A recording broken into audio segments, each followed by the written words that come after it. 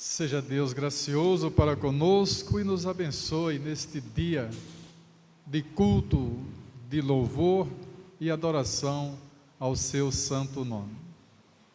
Nós vamos orar ao nosso Deus, invocar a sua presença entre nós, pedir a sua direção para as nossas vidas. Nosso amado Deus, nosso Pai Santo e Eterno, nós invocamos a presença santa, augusta, bendita, do Deus Pai, do Deus Filho, do Deus Espírito Santo. Estamos, ó Deus, reunidos neste lugar, para prestar louvor e adoração ao Teu santo nome. E queremos, ó Deus, desfrutar da Tua presença entre nós, em nós. Sentir, ó Deus, o mover do Teu Espírito sobre as nossas vidas, trazendo-nos estímulo, sabedoria, espiritualidade, reverência, pois estamos diante de Ti, o Deus único e verdadeiro, o Deus a quem devemos celebrar com alegria, pois é o nosso Deus.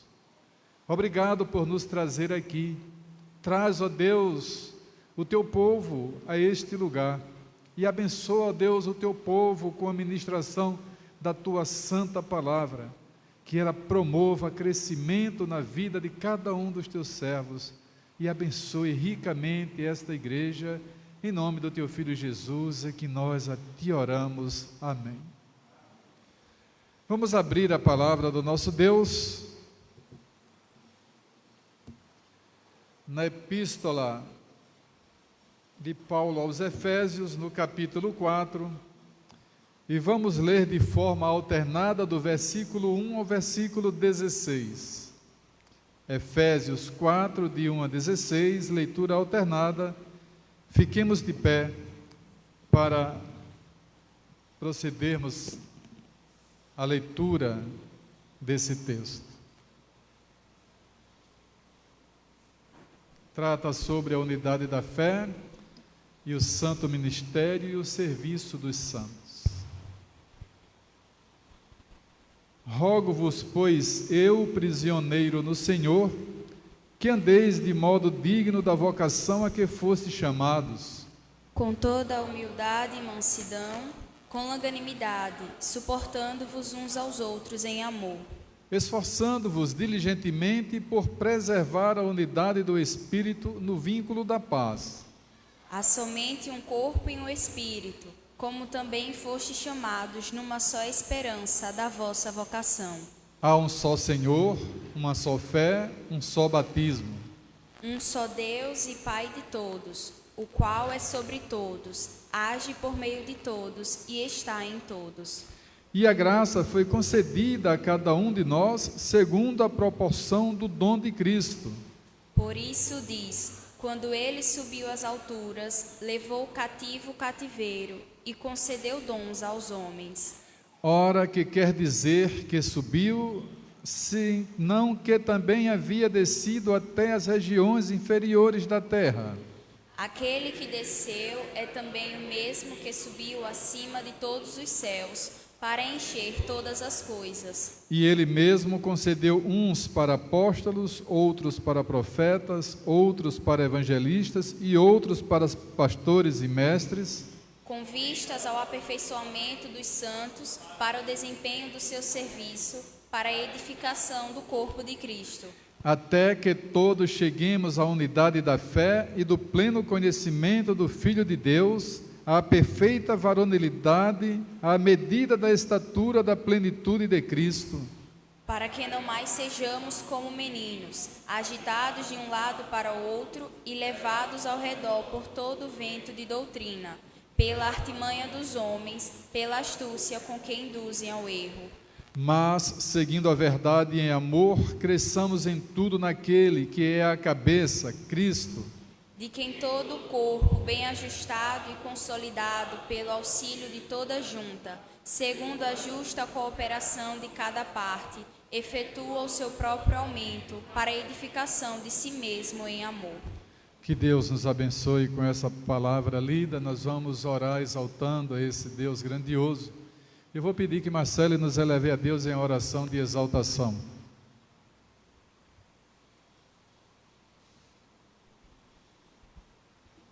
Senhor Deus, Pai eterno, santo, santo, santo é o teu nome, Senhor, e a tua igreja se coloca diante de ti, na tua santa presença, para te exaltar, te glorificar, bendizer o teu santo nome, reconhecer, Senhor, que não há outro Deus igual ou semelhante a ti, exaltar por tudo que tu és, por tudo que o Senhor tem feito à vida da tua igreja, e acima de tudo, Senhor, reconhecer o Senhor como nosso Deus, como nosso Redentor, como nosso Salvador. Que toda a honra, que toda a glória e louvor sejam tributados a Ti, porque só o Senhor é digno, só o Senhor é santo e é merecedor. Recebe, ó Deus, da Tua igreja, a nossa adoração, o culto aqui prestado, Senhor, em nome de Teu Filho Jesus. Amém. Amém. Sentados, cantemos ao nosso amado Deus. Hino 107.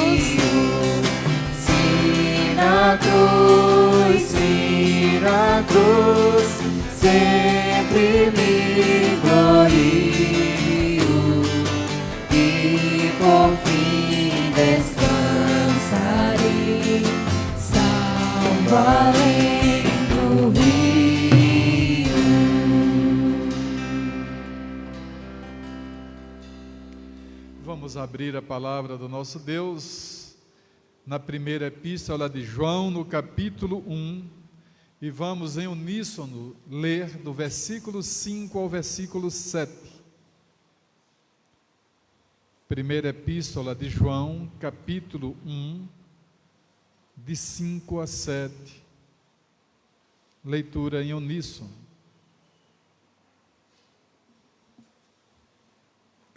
Diz assim: Ora, a mensagem que da parte dele temos ouvido e vos anunciamos é esta, que Deus é luz e não há nele treva nenhuma. Se dissermos que mantemos comunhão com ele e andarmos nas trevas, mentimos e não praticamos a verdade.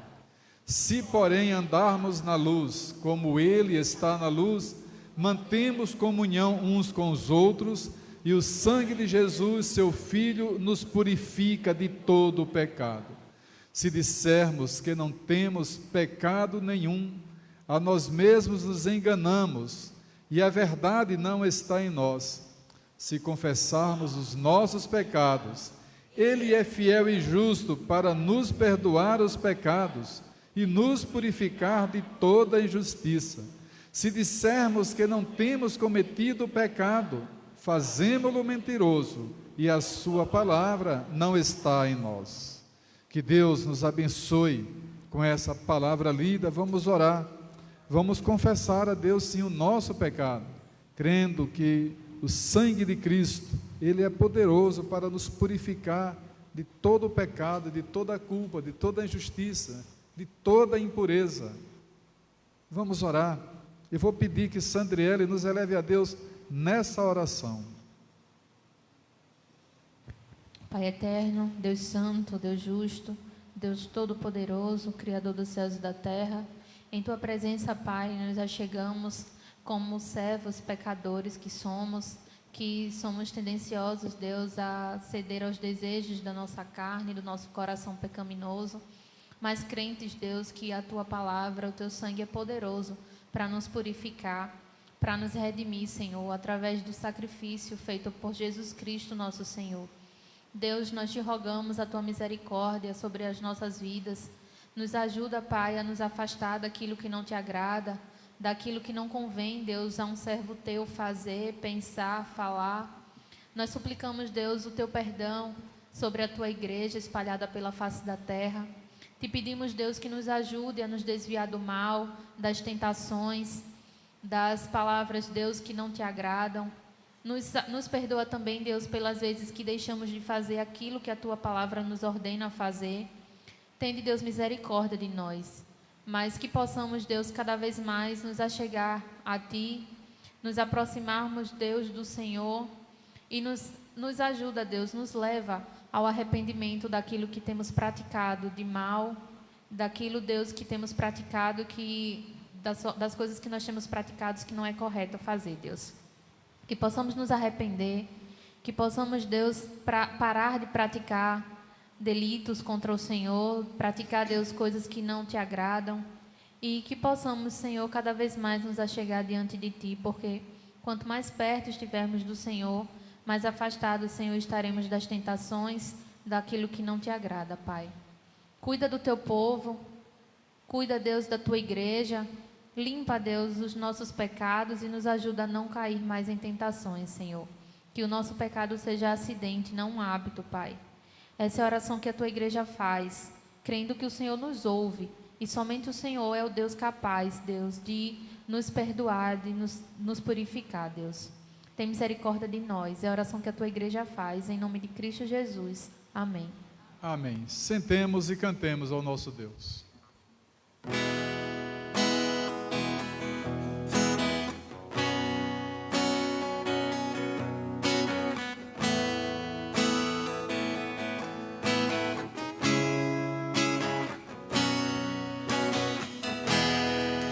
Se turbe o vosso coração, crede em Deus e também em mim.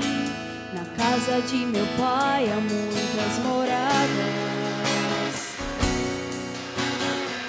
Se não fosse assim, eu não teria dito: vou preparar-vos um lugar. Eu virei, vos levarei para mim mesmo. Vós conheceis o caminho para onde eu vou. Eu sou o caminho, a verdade, a vida. Ninguém vem ao Pai a não ser por mim. Em verdade eu vos digo, porque eu vou para o Pai. Mas aquele que crê em mim, obras maiores fará.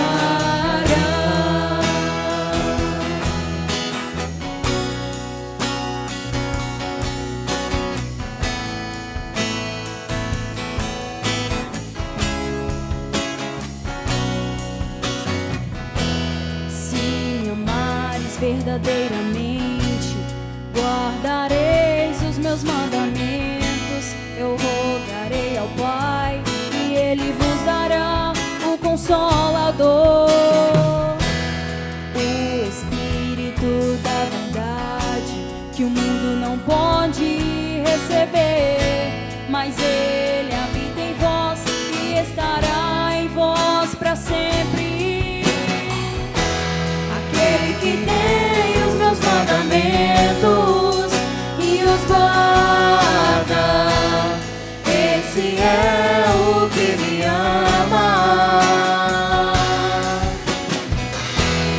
E se alguém me amar, será amado por meu Pai. E eu também o amarei e me manifestarei a Ele.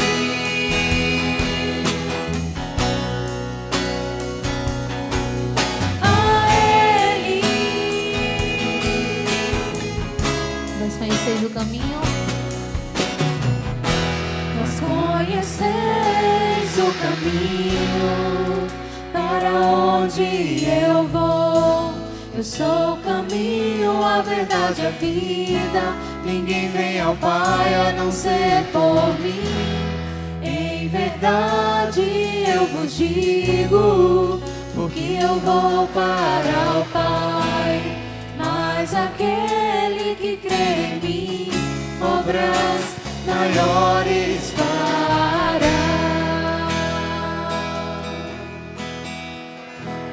Convido a igreja a colocar-se de pé.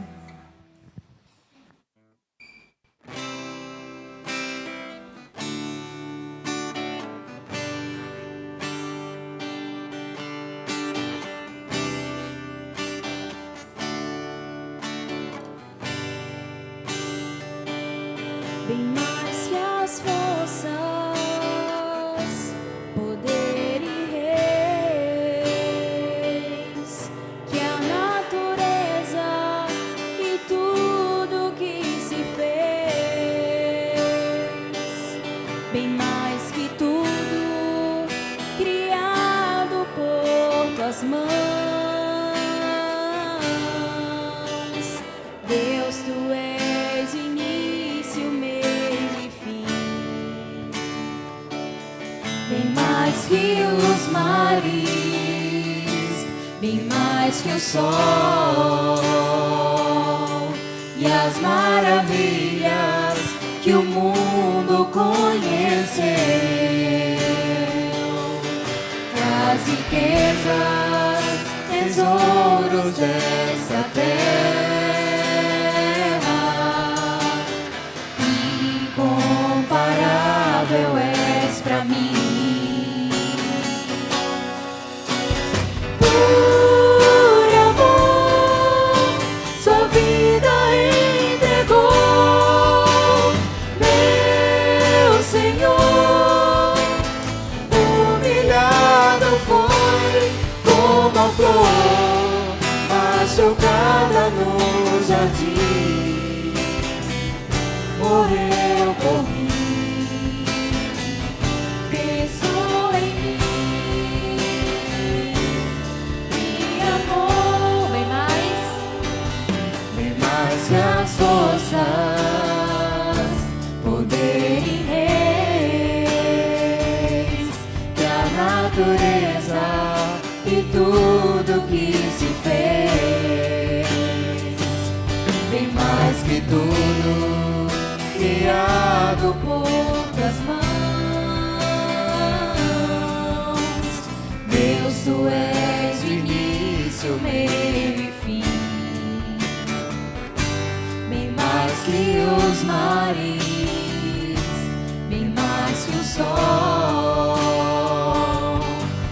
maravilhas que o mundo conhecer,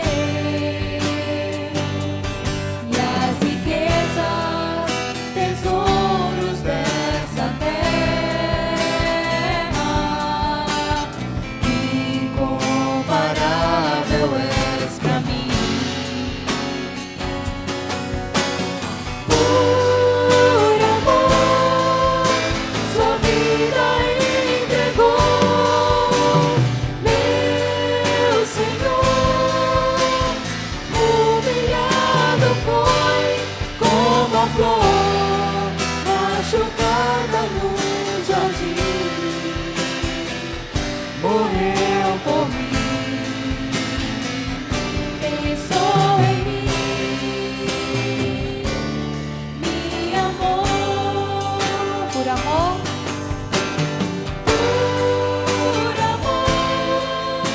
sua vida entregou, meu Senhor.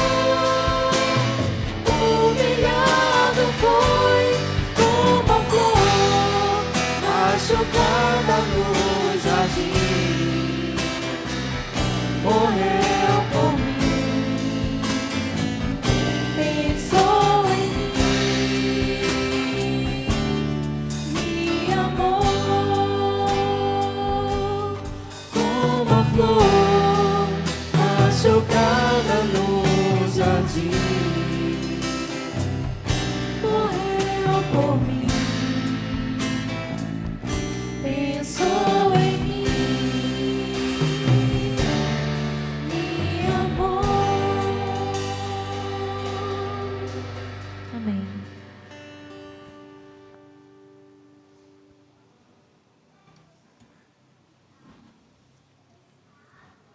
Livro do profeta Malaquias, capítulo 3, versos 10 a 12, diz: Trazei todos os dízimos à casa do tesouro, para que haja mantimento na minha casa. E provai-me nisto, diz o Senhor dos Exércitos, se eu não vos abrir as janelas do céu e não derramar sobre vós bênçãos sem medida. Por vossa causa repreenderei o devorador, para que não vos consuma o fruto da terra. A vossa vida no campo não será estéril, diz o Senhor dos Exércitos. Todas as nações vos chamarão felizes, porque vós sereis uma terra deleitosa, diz o Senhor dos Exércitos. Irmãos, nós vamos cantar, e enquanto estivermos cantando, temos assim a oportunidade de trazer ao altar do Senhor o nosso dízimo e a nossa oferta. Após esse momento, o diácono Ariel estará nos elevando a Deus em oração de ação de graças e consagração. Pedir também pelo pastor que estará na sequência ministrando a palavra do nosso Deus.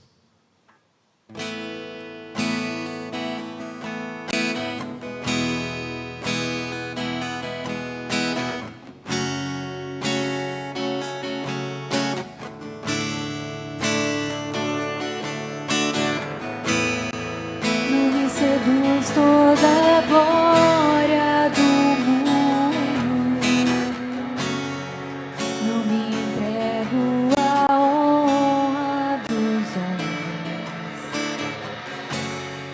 O que importa pra mim é ser teu amigo, Senhor.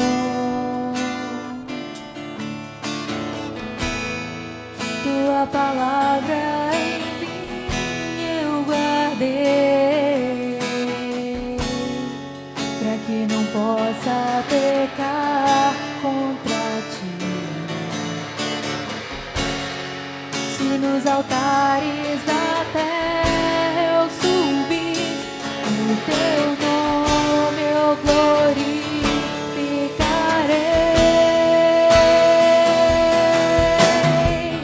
Os dons que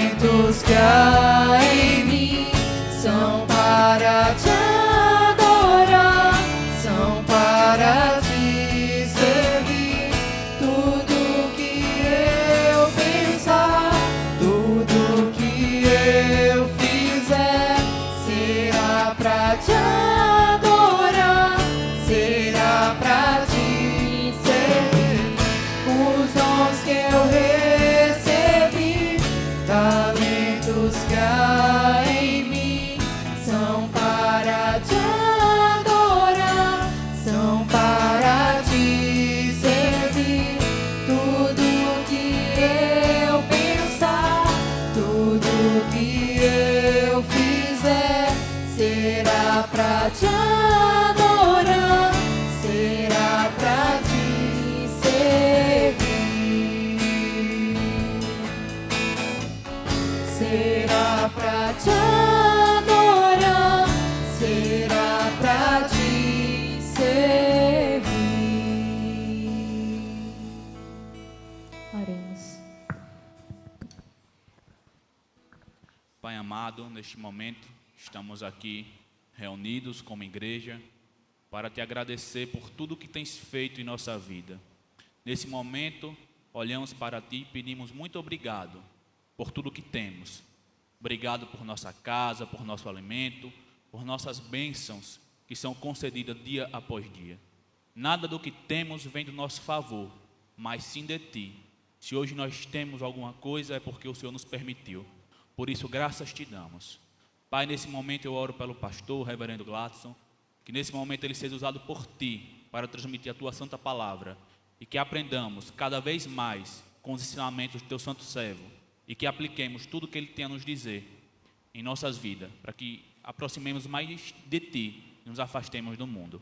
Essa é a oração que eu te faço, em nome de Jesus Cristo. Amém.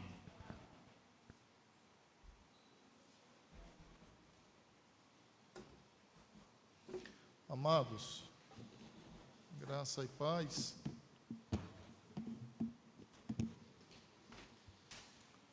Voltando a falar sobre o tema que temos tratado, o tema de eclesiologia. O que significa eclesiologia? A doutrina da Igreja de Cristo, tá? A doutrina da Igreja. Eclesiologia. O tema de agora à tarde é como a igreja deve ser governada. Como a igreja deve ser governada. E o texto base está em Atos, capítulo 14, versículo 23. Atos 14, verso de número 23.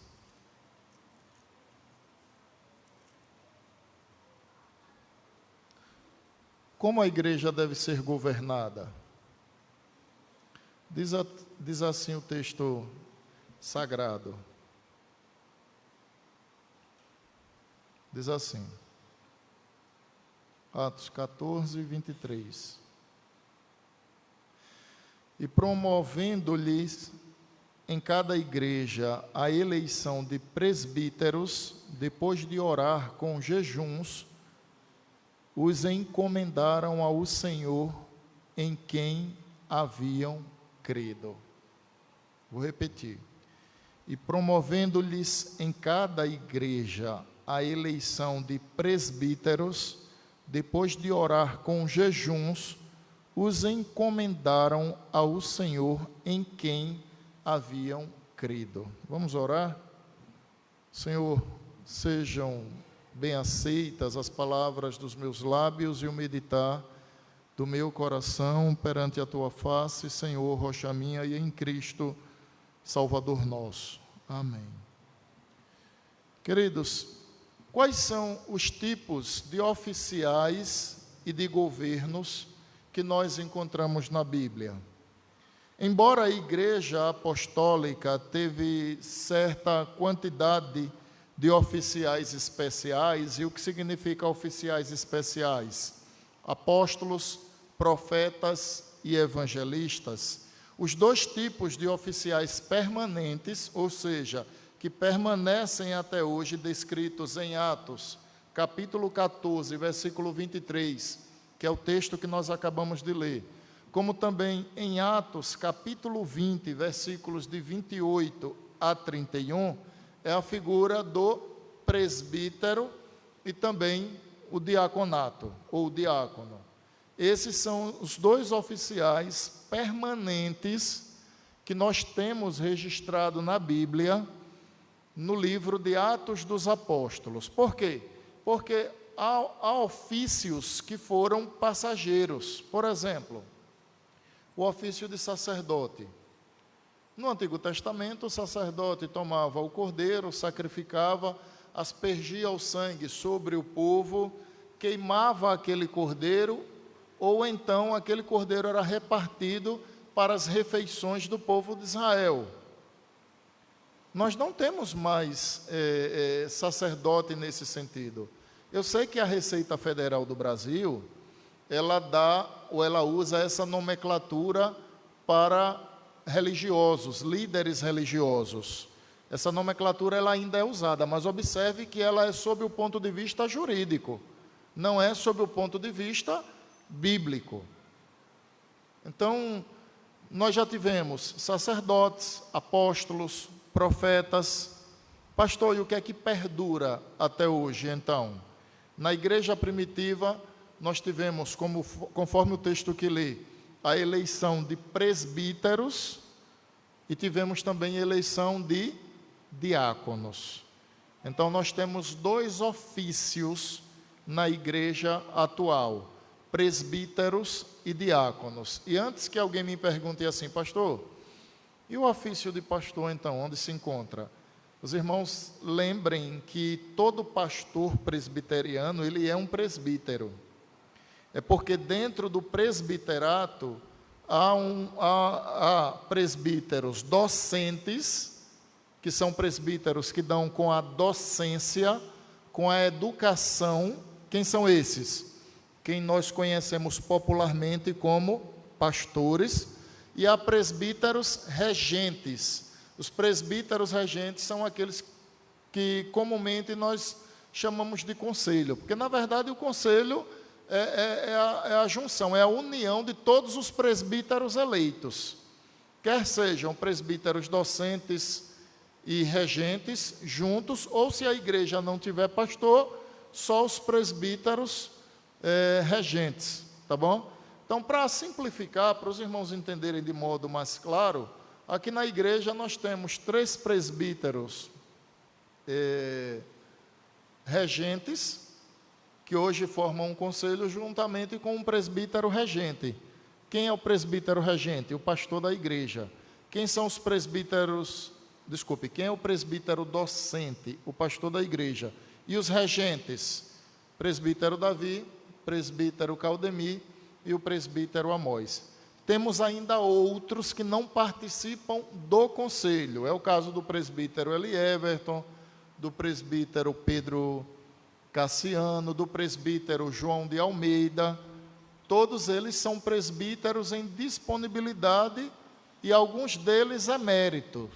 É o caso dos 2 presbíteros mais velhos, João de Almeida e antes dele, inclusive, Pedro Cassiano. Então, esses irmãos não estão ativos no conselho, eles não passaram por um processo de eleição para estar à frente juntamente com o conselho, mas eles têm o mesmo respeito enquanto presbíteros regentes que qualquer outro presbítero que esteja no conselho. Então, quando nós afirmamos que na igreja primitiva há apenas 2 ofícios, o ofício de presbítero e o ofício de diácono, a figura do pastor está dentro do ofício de presbítero, para que ninguém se confunda, tá bom? Atos 14, 23 diz, e promovendo-lhes em cada igreja a eleição de presbíteros, depois de orar com jejuns, os encomendaram ao Senhor em quem haviam crido. Quando nós vamos a Atos capítulo 20, de 28 a 31, Atos 20, de 28 a 31, o que é que nós encontramos então? Atendei por vós e por todo o rebanho sobre o qual o Espírito Santo vos constituiu bispos. Olha aí, pastor, um ofício. Para a Bíblia, bispo e pastor são a mesma coisa, tá? Então, vos constituiu bispos para pastoreardes a igreja de Deus, a qual ele comprou com seu próprio sangue. Eu sei que, depois da minha partida, entre vós penetrarão lobos vorazes, que não pouparão o rebanho, e que dentre vós mesmos se levantarão homens falando coisas pervertidas para arrastar os discípulos atrás deles. Portanto, vigiai, lembrando-vos de que, por 3 anos, noite e dia, não cessei de admoestar com lágrimas a cada um. Então, se a Bíblia vai tratar bispo como pastor, e pastor é presbítero docente, nós só temos 2 ofícios na igreja atual: presbíteros e diáconos. Ambos passam por eleição a fim de que a sua vocação seja reconhecida pela igreja e a igreja venha então a legitimar esse ofício. É claro que quando a igreja ela vota, ela escolhe o seu oficial, independente de quem quer que seja, e esse oficial ele é eleito, ali nós temos o cumprimento da vontade de Deus. Então, antes que a igreja escolha, Deus já escolheu. O que a igreja vai fazer é tão somente ratificar aquilo que Deus já escolheu desde toda a eternidade. Tá bom? Presbíteros e bispos são usados como sinônimos. Em que textos, pastor? Tito, capítulo 1, versículos 5 e 7, e também Filipenses 1, 1. Os oficiais permanentes na igreja, portanto, são apenas diáconos e presbíteros. Pois bem, para quais tarefas os presbíteros são designados, segundo a palavra de Deus? 1 Timóteo, capítulo 5, versículo 17, nos informa. 1 Timóteo 5, 17. Devem ser considerados merecedores de dobrados honorários os presbíteros que presidem bem, com especialidade, os que se afadigam na palavra e no ensino. A pergunta que eu te faço é: Paulo está falando de que tipo de presbítero aqui? Regente ou docente?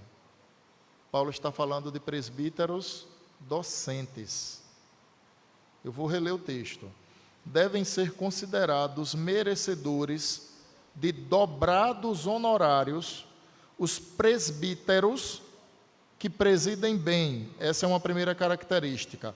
Com especialidade, os que se afadigam, os que trabalham na palavra e no ensino. Paulo está falando de pastor.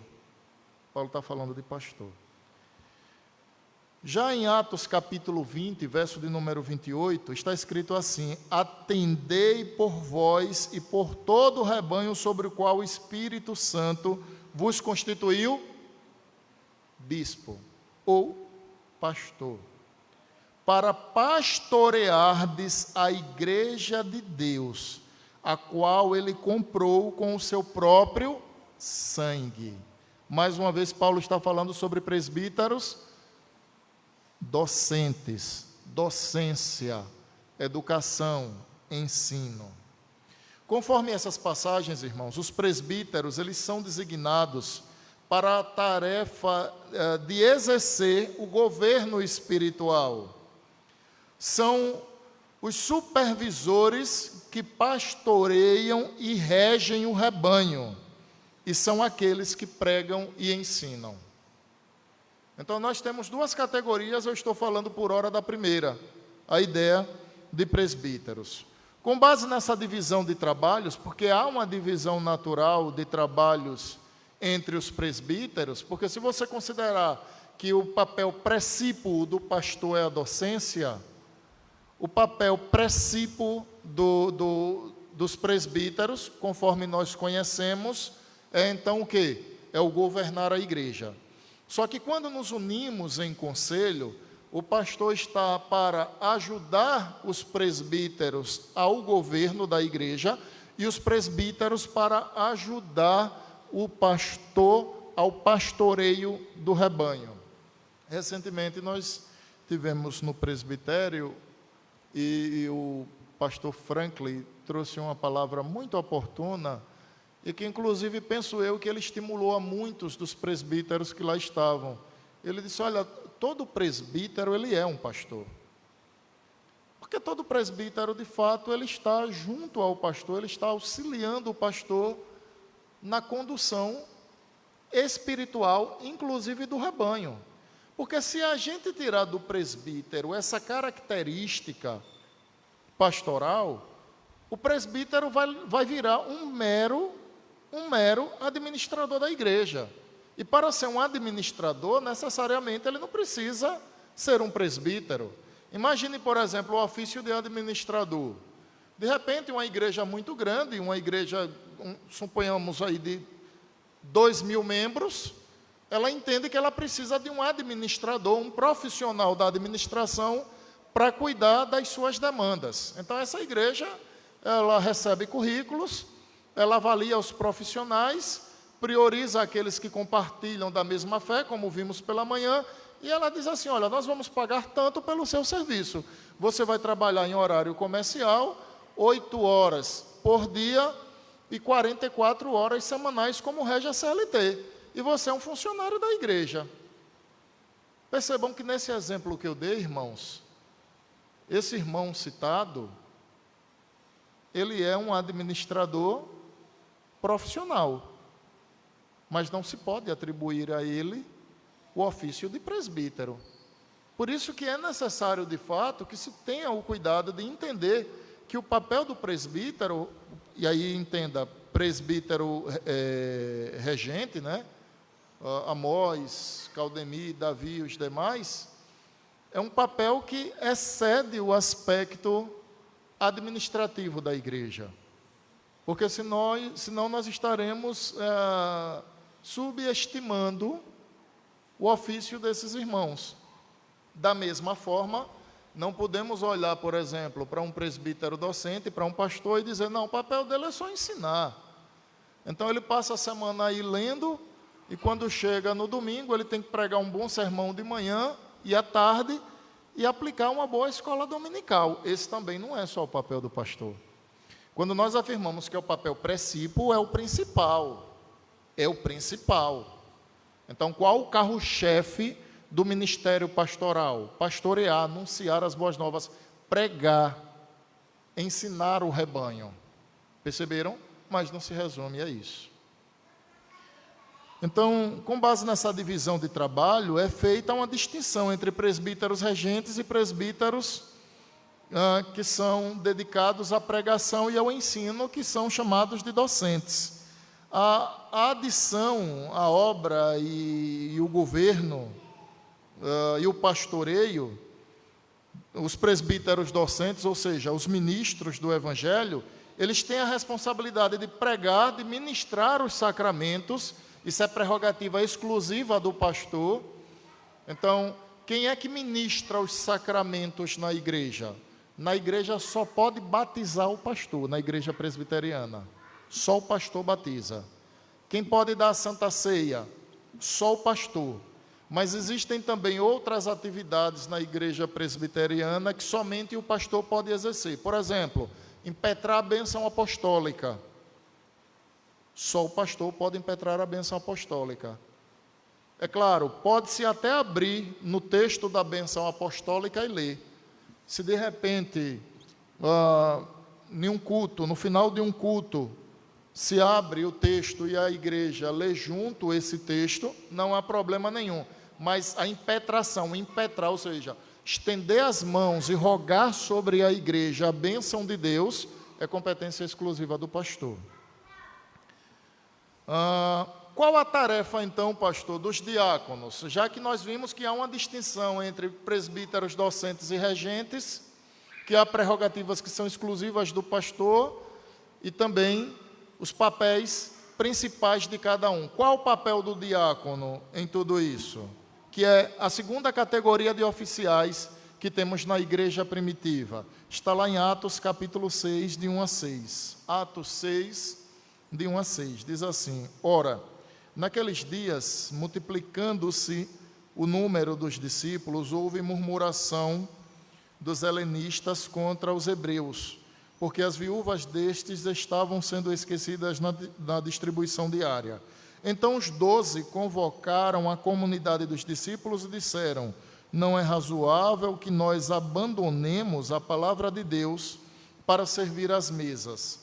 Mas, irmãos, escolhei dentre vós 7 homens de boa reputação, cheios do Espírito e de sabedoria, aos quais encarregaremos deste serviço.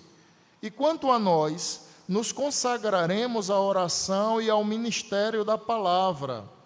O parecer agradou a toda a comunidade, e elegeram Estevão, homem cheio de fé e do Espírito Santo, Filipe, Prócoro, Nicanor, Timão, Pármenas e Nicolau, prosélito de Antioquia. Apresentaram-nos perante os apóstolos, e estes, orando, lhes impuseram as mãos. A tarefa dos diáconos é ministrar a necessidades físicas da congregação. Nós falamos um pouco sobre isso pela manhã. O diácono ou a diaconia da igreja, ou a junta diaconal no nosso caso, são os olhos assistenciais da igreja. Eu sei, e todos nós sabemos, que a SAF, ela executa muito bem esse papel. A SAF faz muito bem esse papel. A SAF, ela nota os necessitados, ela providencia o suprimento deles, e às vezes isso não se resume a uma cesta básica. Mas, oficialmente, os olhos assistenciais da igreja é a junta diaconal. Oficialmente. Então, o diácono, ele existe, ele nasceu aqui, a diaconia nasceu nesse texto, Atos capítulo 6, de 1 a 6. A diaconia nasce justamente porque naquela ocasião, entendam aqui a analogia, a igreja não tinha olhos para os necessitados. Em que sentido? As viúvas dos helenistas não estavam sendo servidas às mesas adequadamente. Então os apóstolos dizem: irmãos, não é razoável que nós deixemos o ministério da palavra para cuidar dessa demanda da igreja. Então escolham 7 homens de fé, de boa reputação e cheios do Espírito Santo, e elejam esses homens. E nós vamos impor as mãos sobre eles, e então eles farão esse papel. É justamente o que acontece, inclusive hoje. Hoje, o processo para que alguém seja eleito diácono em uma igreja presbiteriana, ele precisa passar pela avaliação da igreja, por uma eleição em assembleia, e uma vez sendo eleito pela comunidade, ele passa pela ordenação. Então, quando alguém é eleito em uma eleição, não significa dizer que aquela pessoa já está no exercício do oficialato. Ela foi eleita pela igreja, mas agora os presbíteros da igreja, entenda-se, pastor e presbíteros, precisa ordenar esse irmão, para que a partir desse momento, então, ele possa exercer o seu ofício. E o seu ofício, ele é perpétuo. A diferença é que ele tem 5 anos, os quais é dado ou garantido pela Constituição da IPB. Mas, uma vez diácono, aquele irmão vai ser diácono, exceto que ele seja ordenado a presbítero ou ordenado a pastor, que também é um presbítero. Mas quando alguém deixa, por exemplo, de ser diácono, aqui na igreja acredito que o diácono mais velho que nós temos é o diácono Edivaldo, né? Ele não está exercendo, ele não foi eleito para isso. Digo, não foi eleito recentemente. Mas toda vez que eu me dirijo ao nosso irmão Edivaldo, eu me dirijo como diácono Edivaldo. Então ele será diácono, com a exceção, se ele for eleito presbítero, ou amanhã até passar por um seminário, por um presbitério, e for eleito pastor. Então a tarefa dos diáconos é ministrar as necessidades físicas da congregação.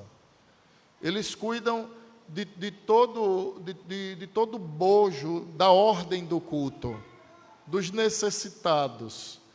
E eles precisam ser atentos às necessidades da igreja, porque isso é competência deles. Quando dentro do corpo de Cristo, que é a igreja, os membros, eles funcionam em harmonia, cada um assumindo o seu papel, cada um exercendo aquilo para o que Deus lhe chamou a fazer, irmãos, ninguém é sobrecarregado. e a própria obra do Senhor ela não sofre. Por quê?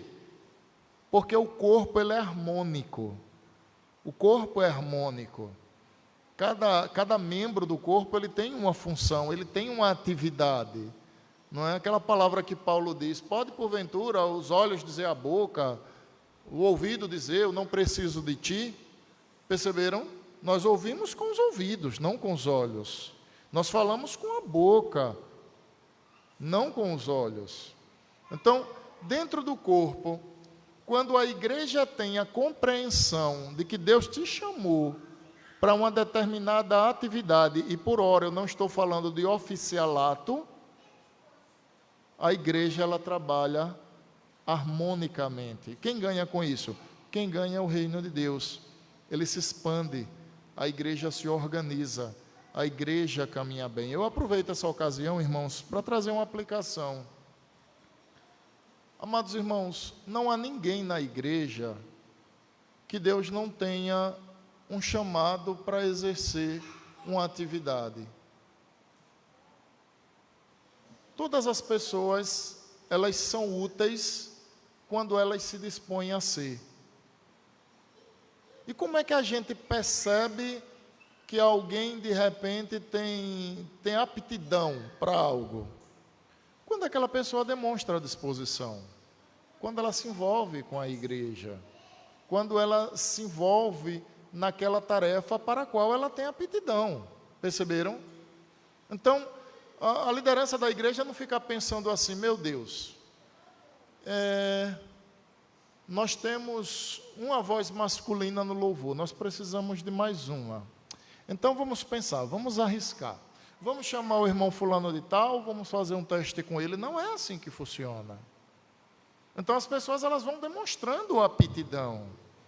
O que não dá é para se furtar daquilo que é competência nossa em fazer. Por quê? Porque quando nós deixamos de fazer aquilo que devemos, alguém será sobrecarregado por isso. Mas, ao mesmo tempo, precisamos ter o cuidado, porque, ao longo da história, irmãos, tem algumas pessoas que não compreendem o seu papel dentro do corpo de Cristo. A igreja ela nunca deve ser refém de ninguém, inclusive do pastor. A igreja não pode ser refém de ninguém. Então, imagine um determinado irmão que só ele sabe fazer aquilo. Ou é do jeito que ele quer, ou não é. Qual é o remédio? Não é. Porque a igreja nunca deve ser refém de ninguém.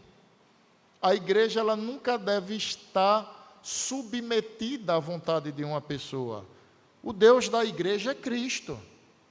Se a igreja deve ser submissa, é a Jesus Cristo. Se a igreja deve depender, é de Cristo. Eu, particularmente, enquanto líder, tenho muita dificuldade com essa ideia, de repente, porque tal irmão faz bem, mas o irmão não tem dedicação, não tem compromisso.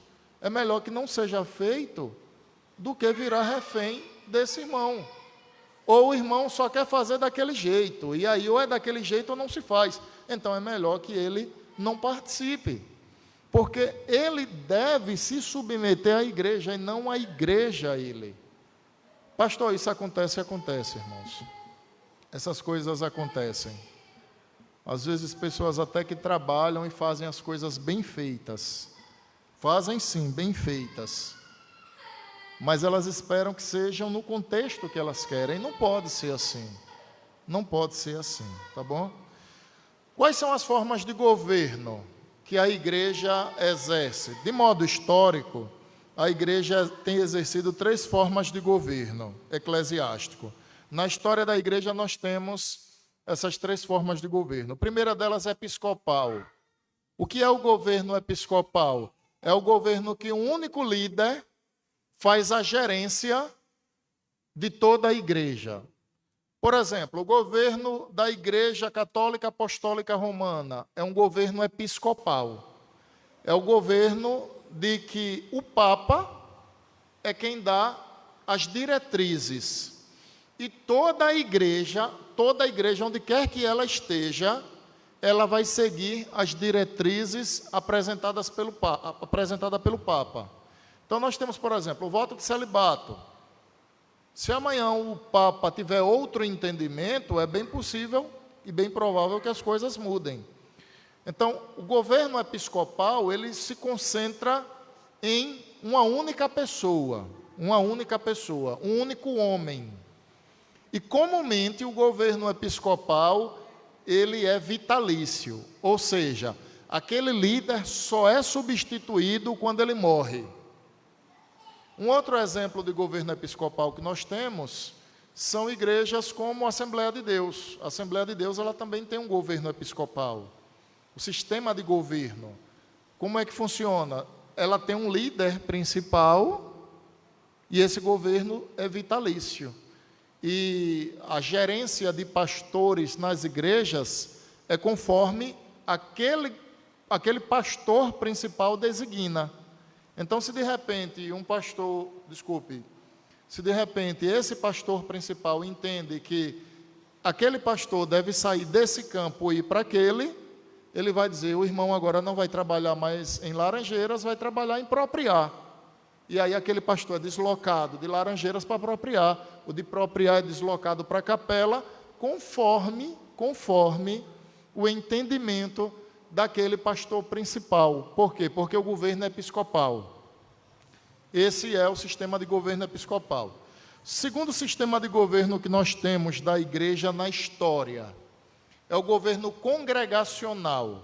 O que é o governo congregacional? É que a congregação toda toma todas as deliberações, todas as decisões na vida da igreja. Toda a congregação. Então, exemplo, pastor de governo congregacional, igreja congregacional e igreja batista. O governo dessas duas igrejas são governos congregacionais. Então, a igreja pode até ter um presbítero, a igreja tem pastor, mas as resoluções passam sempre por assembleia. Sempre são todos que resolvem. Sempre é assim que funciona. Na igreja batista, na igreja congregacional. O terceiro governo que nós temos na história é o governo presbiteriano. Esse é o nosso. Como é que funciona o governo presbiteriano? Eu vou ler aqui, irmãos, o que o doutor Joseph Paipa escreveu sobre o governo presbiteriano, que penso eu ser muito esclarecedor. Atentem o que vai ser dito, porque você é presbiteriano, você precisa entender bem sobre isso. Abre aspas. A autoridade reside somente em Jesus Cristo como cabeça da igreja. Cristo governa a igreja por meio de presbíteros eleitos pelo povo. É um governo representativo e as igrejas estão unidas umas às outras em grupos geográficos chamados de presbitérios. Todas as igrejas e presbitérios unem-se naquilo que é chamado de Assembleia Geral ou Supremo Concílio. Isso é o que encontramos nas igrejas presbiterianas e nas igrejas reformadas. Então, o governo da nossa igreja é um governo representativo, é um governo em que a Assembleia escolhe os seus líderes e esses líderes agora, eles vão trabalhar para o bem-estar, para o bom andamento do trabalho. Ele é conciliar. Então, observem, por exemplo, que na IPB nós temos um concílio imediato. Qual é o concílio imediato da PIPSE? O conselho local, pastor e presbíteros. Acima desse concílio nós temos o presbitério, que é um representante de cada igreja do presbitério, mas todos os pastores do presbitério. Esse é o concílio superior. Acima desse concílio nós temos o quê? O sínodo, que agora ele reúne presbitérios localizados em um determinado espaço geográfico. Acima dos sínodos nós temos um governo, então, conciliar e representativo, que é o quê? Assembleia Geral, que é conhecida assim nos Estados Unidos, mas no Brasil é conhecida como Supremo Concílio. Então, é assim que o governo presbiteriano, ele se estabelece. Mas nós vamos entrar agora na terceira parte da mensagem. E aí eu quero chamar a atenção para os irmãos para uma determinada coisa.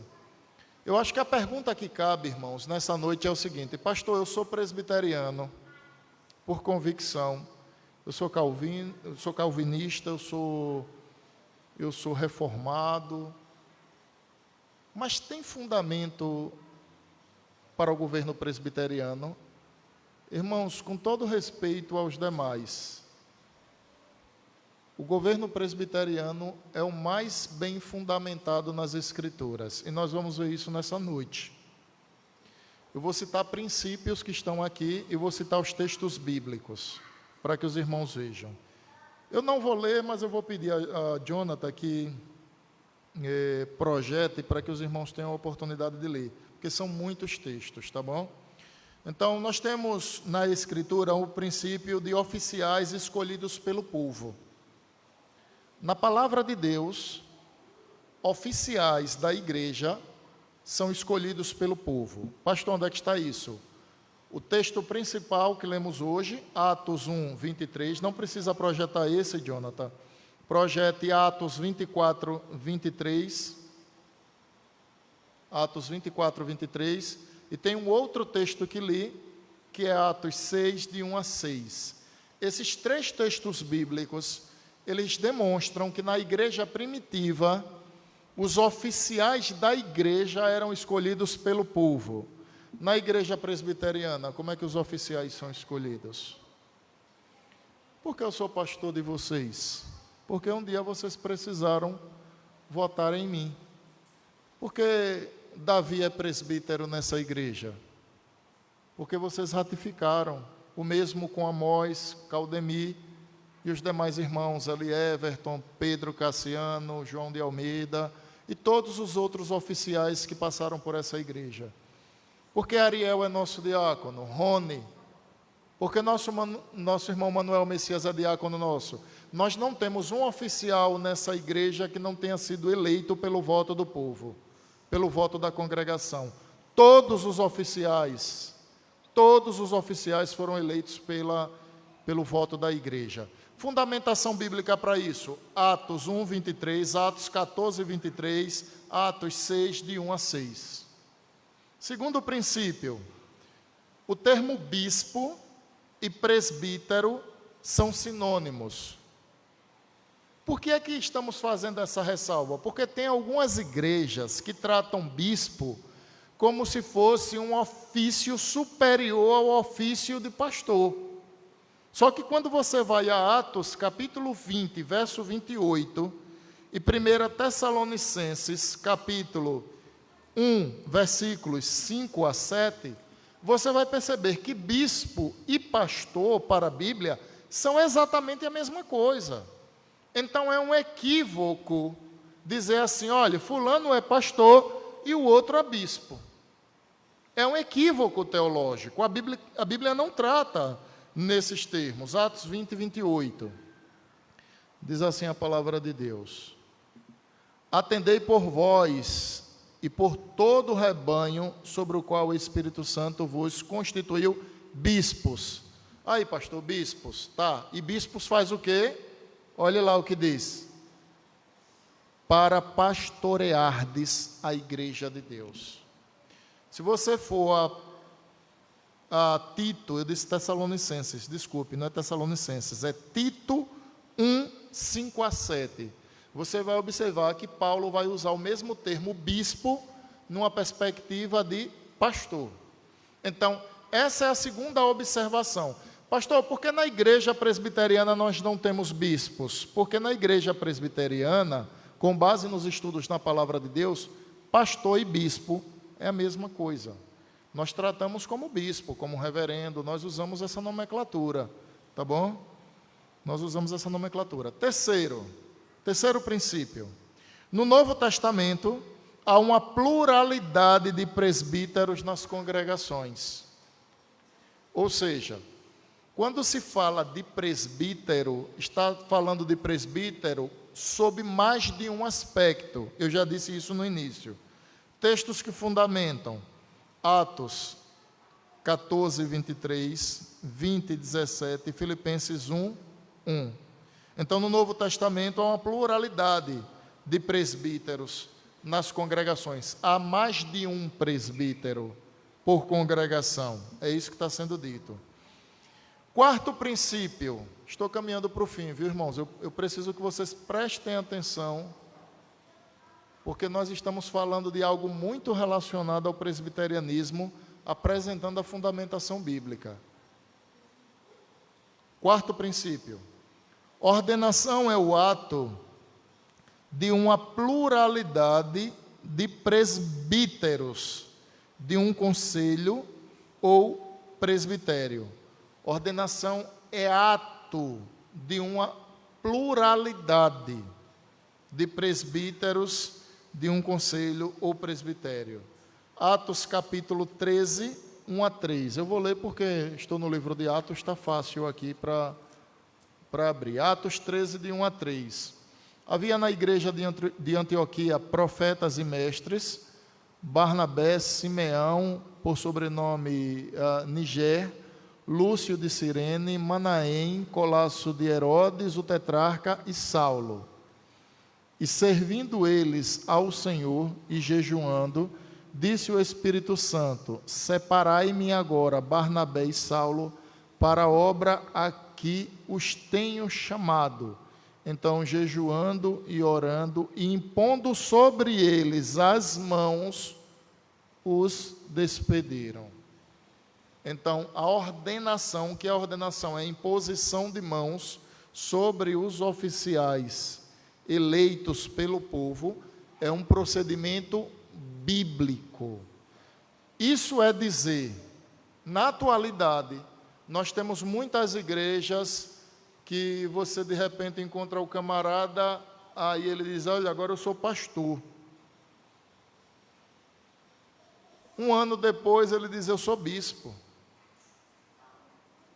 2 anos depois ele diz: agora eu sou apóstolo. 3 anos depois ele diz: agora eu sou quase um anjo. Eu te faço a seguinte pergunta: quem ordenou? Quem ordenou? Perceberam? Os irmãos conseguem perceber que é muito fácil, na atualidade, um homem se declarar pastor? É muito fácil. Você pega, por exemplo, alguém que está dentro da igreja, que sabe falar, e aí cria uma divisão na igreja, chega ali na frente, abre uma congregação, leva metade da igreja e se torna o pastor daquela igreja. A pergunta que eu faço é: quem ordenou? Porque na Bíblia, para ser pastor, precisa ser ordenado. Na Bíblia não tem nenhuma expressão de alguém que pôs a mão sobre si e disse: agora eu sou pastor. Depois de 2 anos, pôs a mão de novo e disse: opa, agora eu mudei de patamar. Agora a patente aumentou. Agora eu sou bispo. Considere que bispo e pastor são a mesma coisa, mas teologicamente praticam esse erro por aí. 5 anos depois, então, essa pessoa põe a mão sobre a cabeça e diz: pronto, agora eu não sou nem pastor nem bispo. Agora a patente aumentou de novo. Agora eu sou apóstolo. Vocês conseguem perceber que no Brasil isso acontece toda hora? Toda hora isso acontece no Brasil. Nas igrejas acontecem o tempo todo. Ninguém em uma igreja presbiteriana pode chegar aqui na frente e dizer assim: olha, a partir de hoje eu sou pastor dessa igreja. Não, moço. Não é assim não que funciona. Não é assim não. Quem pôs as mãos sobre você? Qual presbitério que avaliou a sua vocação? Qual o curso teológico que você fez? Não é assim. Por isso que na igreja presbiteriana, nós buscamos seguir a palavra de Deus conforme ela é. Vejam só, quem foi que disse, Atos capítulo 13, verso 2, e servindo eles ao Senhor e jejuando, disse o Espírito Santo. Quem foi que disse? O próprio Deus. Disse o Espírito Santo: separai-me agora Barnabé e Saulo para a obra a que os tenho chamado. Então, jejuando e orando e impondo sobre eles as mãos, os despediram. Não foi Saulo e Barnabé que disse: a partir de agora eu sou isso, eu sou aquilo. Por isso, irmãos, dessa ressalva tão forte nesse princípio bíblico. Próximo princípio, é o penúltimo, tá? Já estou concluindo. Próximo princípio bíblico, que é o quinto princípio que fundamenta o presbiterianismo. A igreja é governada por um colegiado de presbíteros e tem o privilégio de apelar dessa assembleia local a um sínodo. Sínodo agora é regional. Fundamentação, Atos capítulo 15, todo o capítulo, e Atos capítulo 16, verso de número 4. Observem que nós estamos na igreja primitiva. Ao passar pelas cidades, entregavam aos irmãos para que as observassem as decisões tomadas pelos apóstolos e presbíteros de Jerusalém. Observem que aqui nós temos o quê? Nós temos um colegiado, que naquela ocasião ainda existia apóstolos, juntamente com os presbíteros da igreja, onde eles tomaram decisões em um concílio, e essas decisões eram transmitidas à igreja. Qual é a igreja que procede dessa forma, a que você conhece? Se o Supremo Concílio tomar uma decisão e encaminhar aos presbitérios, e os presbitérios consecutivamente às igrejas, o que é que vai acontecer? Essa decisão será transmitida à igreja e nós seguiremos a orientação desse colegiado de pastores e presbíteros. Olha a fundamentação bíblica. Sexta fundamentação bíblica: somente Cristo é o cabeça sobre todas as coisas em sua igreja. O que é que isso significa, irmãos? A gente precisa admitir que o fato do homem ser falho e ter um único homem à frente é muito arriscado. É muito arriscado. Porque se aquele homem desviar dos propósitos de Deus, toda a comunidade vai seguir por essa vereda. Perceberam? Fundamentação, Efésios capítulo 1, versos 20 a 23. Efésios 5, 23 e Colossenses 1, 18. Então, nós citamos aqui, olha, 3, 5, 7, 10, 12, 15 textos. 15 textos que afirmam 6 princípios, que são princípios presbiterianos. Primeiro, oficiais escolhidos pelo povo. Segundo, bispos e presbíteros são sinônimos. Terceiro, no Novo Testamento há uma pluralidade de presbítero, não é um presbítero para a igreja, mas são vários presbíteros. Quarto, ordenação é um ato de uma pluralidade de presbíteros, de um conselho ou presbitério, ou seja, quem é que pratica a ordenação? Quem é que pode ordenar? Um pastor não ordena a si mesmo. Um apóstolo, embora não exista, não pode ordenar a si mesmo e dizer: a partir de hoje eu sou apóstolo. Não pode. Não há esse procedimento bíblico. Quinto, a igreja ela é governada por um colegiado de presbíteros. E ela tem o privilégio de apelar das decisões. Então, se o conselho, por exemplo, tomar uma decisão com relação a um membro da igreja, que esse membro, ele entenda que essa decisão foi injusta, qualquer membro da nossa igreja pode fazer um recurso para recorrer dessa decisão ao presbitério. E se o presbitério apontar que a decisão do conselho está correta e esse membro entender que está equivocado, ele pode apelar para o sínodo. Se ele continuar entendendo que está equivocado, ele pode apelar para o Supremo Concílio. Pastor, essas coisas acontecem? Acontecem. Acontecem. Já houve decisão, por exemplo, que se tomou, o presbitério tomou, o sínodo desfez, e depois o Supremo Concílio disse, o presbitério acertou. Isso foi aqui em Sergipe. O presbitério tomou a decisão, não foi o nosso presbitério, chegou no sínodo, o sínodo desfez. Quando chegou no Supremo Concílio disse, quem está certo é o presbitério, a gente mantém a decisão. E a decisão foi mantida. Ou seja, quem errou? O sínodo. O presbitério e o Supremo acertaram. Perceberam? Então, esses privilégios nós temos graças ao fato de sermos presbiterianos. Obviamente que antes de ser presbiterianos, nós somos cristãos. Porque se você for só presbiteriano, você não herdará o reino de Deus. Antes de ser presbiteriano, você precisa ser cristão, sobretudo. Mas, irmãos, eu sei que a mensagem dessa tarde e noite pareceu uma aula. Eu sei disso. Porque, de fato, a mensagem, ela caminhava para esse lado. Mas o que eu quero chamar a atenção dos irmãos é o seguinte. Nós somos uma igreja que prima pela Escritura Sagrada. Nós somos uma igreja que o que nos interessa, refiro-me à IPB, o que nos interessa é o que diz a Escritura Sagrada.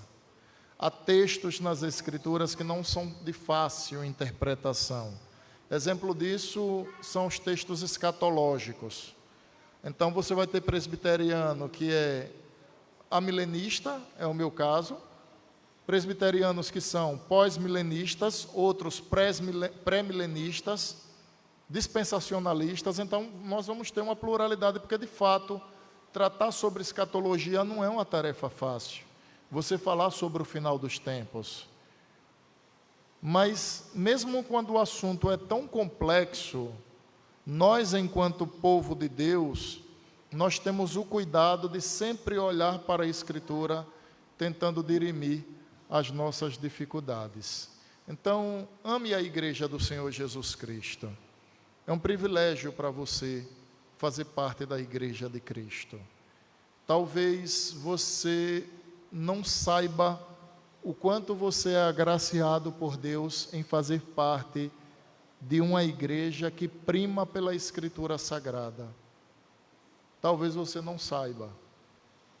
Mas tome muito cuidado se você não valorizar isso. Porque quem despreza essa verdade são aqueles que estão distantes de Deus.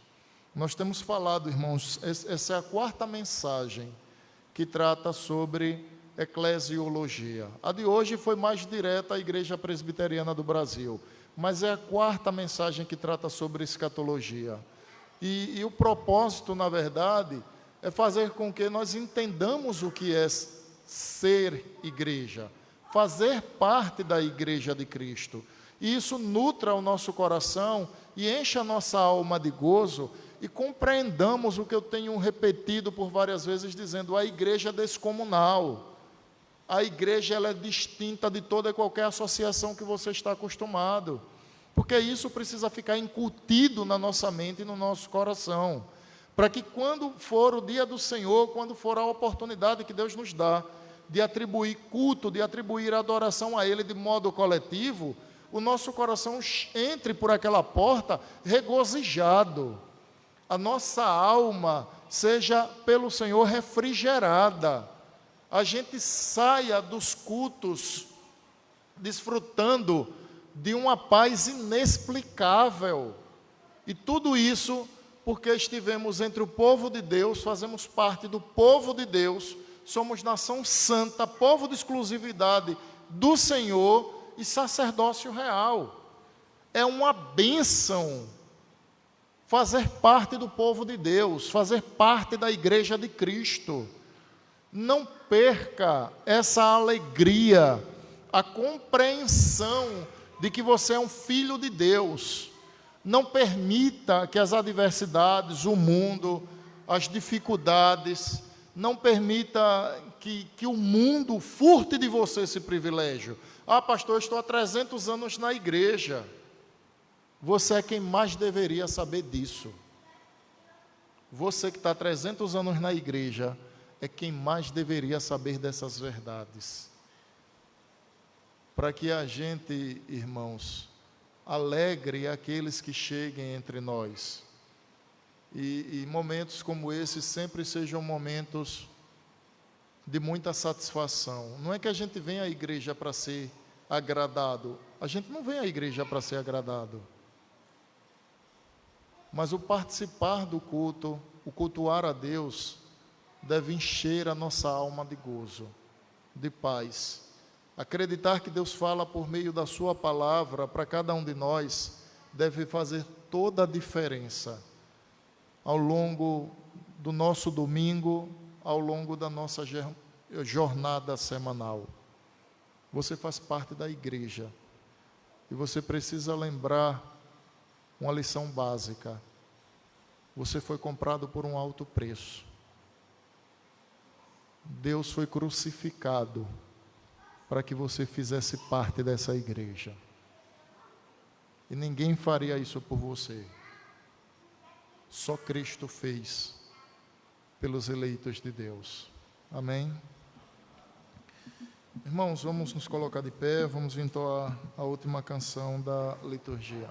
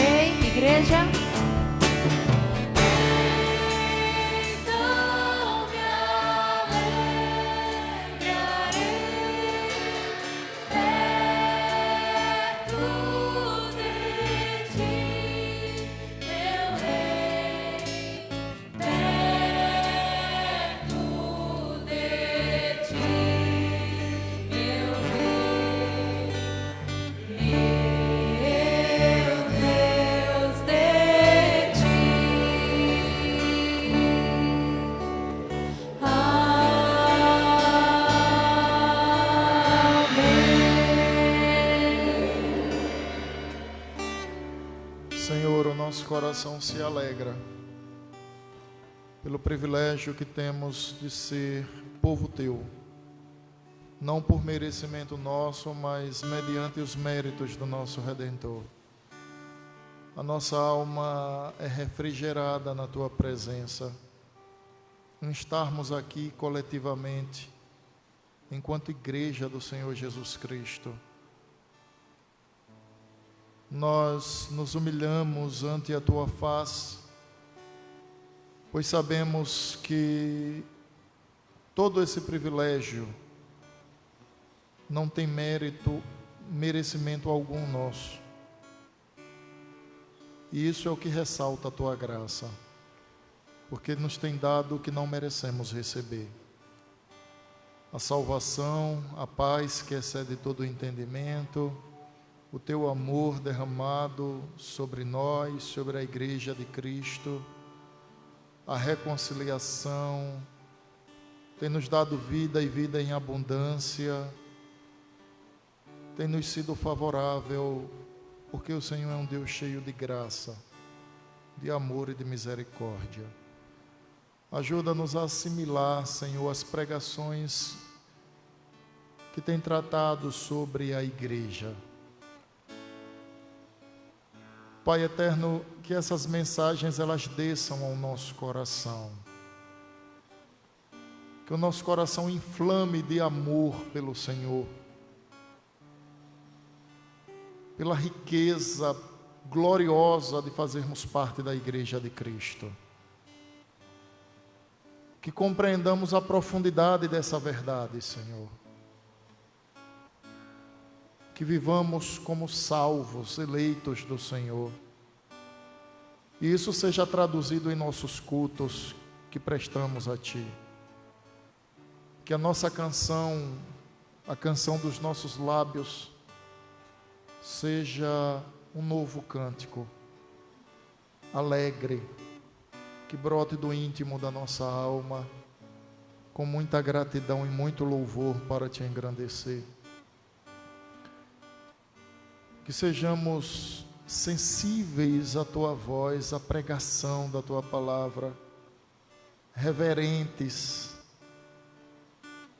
compreendamos que esse momento é especialíssimo e nada nem ninguém, nenhum aparelho de telefone celular deve furtar de nós o privilégio do deleite espiritual na Tua presença augusta.